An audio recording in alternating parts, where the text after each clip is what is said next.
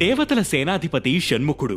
ఆయన్నే మనం స్కందుడు, కార్తికేయుడు, శరవణుడు, సుబ్రహ్మణ్యుడు, కుమారస్వామి అని పిలుచుకుంటాం.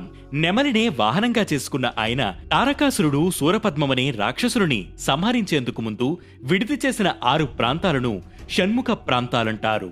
అవే తిరుచెందూర్, తిరుప్పరంకుండ్రం, పళముదిరచ్చలై, పళని, స్వామిమలై, తిరుత్తని.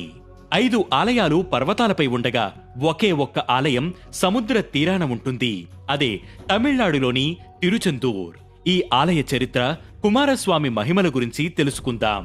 పురాణాల ప్రకారం తారకాసురుడు, శూరపద్మమనే 2 రాక్షసులు ముల్లోకాలను ఇబ్బందులకు గురిచేస్తారు. ఆ రాక్షసుని సంహరించేందుకు కుమారస్వామి బయలుదేరతాడు. అలా రాక్షసుణ్ణి వెతుక్కుంటూ అక్కడక్కడా విడిది చేశారు.